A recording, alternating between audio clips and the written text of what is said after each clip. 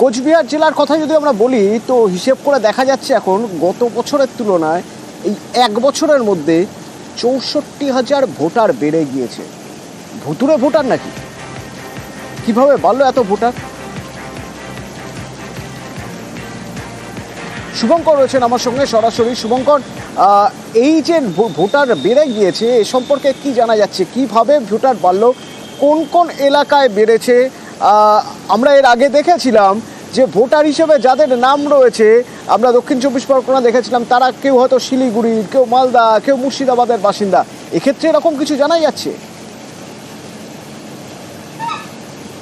হ্যাঁ দেখো অতনু, একেবারেই এই যে ভুতুড়ে ভোটার নিয়ে যখন গোটা রাজ্য তোলপাড়, ঠিক তখনই দেখা গেল কোচবিহার জেলার যে ৯টি বিধানসভা কেন্দ্র রয়েছে, সেই ৯টি বিধানসভা কেন্দ্রে গত এক বছরে প্রায় ৬৪,০০০ ভোটার বেড়েছে।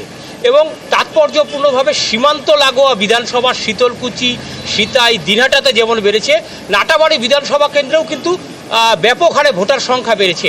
এবং এই যে ভোটার সংখ্যা বেড়েছে, এই ঘটনায় কিন্তু ইতিমধ্যেই তৃণমূল এবং বিজেপি রাজনৈতিক চর্চা শুরু হয়েছে। যদিও গোটা বিষয়টি নিয়ে তৃণমূলের জেলা নেতৃত্ব ইতিমধ্যেই তার দলীয় কর্মীদের বলছে যে এই বিরাট সংখ্যক ভোটার বেড়েছে, কোথায় বাড়লো, কেন বাড়লো। বাড়ি বাড়ি যাওয়ার নির্দেশ দিয়েছে, তাদের সার্ভে করার নির্দেশ দিয়েছে যে বাইরের যারা বাসিন্দারা তাদের সেখানে নাম ঢোকানো হয়েছে কিনা। পাশাপাশি বিজেপি নেতৃত্বের যেটা বক্তব্য, সেটা হচ্ছে যে তৃণমূল ভুয়ো ভোটার এনে, বাংলাদেশ থেকে ভোটার এনে সেই ভোটার তালিকায় নাম তুলেছে। ফলে বলা যায় যে এই যে ভোটার সংখ্যা বৃদ্ধি, তা নিয়ে কিন্তু তৃণমূল এবং বিজেপি যথেষ্টই উদ্বিগ্ন। এবং ভোটার লাভ কাদের হবে তা নিয়ে এখন থেকে রাজনৈতিক চর্চা শুরু হয়ে গেছে। এ বলছে এই ভুতুড়ে ভোটার বা ভোটারের লিস্টে এই নামগুলো ঢুকিয়েছে তৃণমূলের দাবি, এর পিছনে রয়েছে বিজেপির কারসাজি। বিজেপি করছে, কাটার ক্ষমতা আছে, পেটে দিক। আমরা তো চাই যে জেনুইন ভোটার হোক, বাড়িতে বাড়িতে যে সার্ভে করে তারপরে নাম ওঠাক। সমস্ত বাংলাদেশের অনুপ্রবেশকারী যারা আছে তাদের নাম উঠিয়ে রাখছে। বর্ডার সাইডে এত ভোট বাড়ছে কেন, সেটার জবাব কে দিবে? তৃণমূলকেই দিতে হবে। সেই জন্য তাদেরই ঠিক করতে হবে। নাম বাদ দিলে আমরা তো সবসময় রেডি, তৈরি আছি যে সবসময় সার্ভে করুক, একদম বাড়িতে বাড়িতে সর্বদলীয় মিটিং করে সেইখানে গ্রামে গ্রামে বাইরে থেকে কোথায় আসছে, কিভাবে আসছে, সমস্ত আমাদের সঙ্গে নিয়ে নাম কাটা শুরু করুক।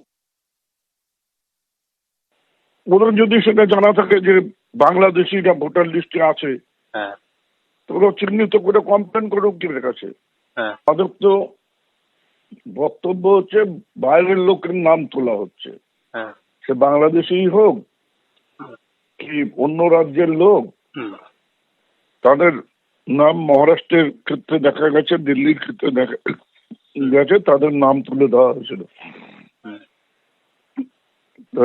আমরা সেই ব্যাপারে সাবধান করে দিয়েছি কর্মীদের।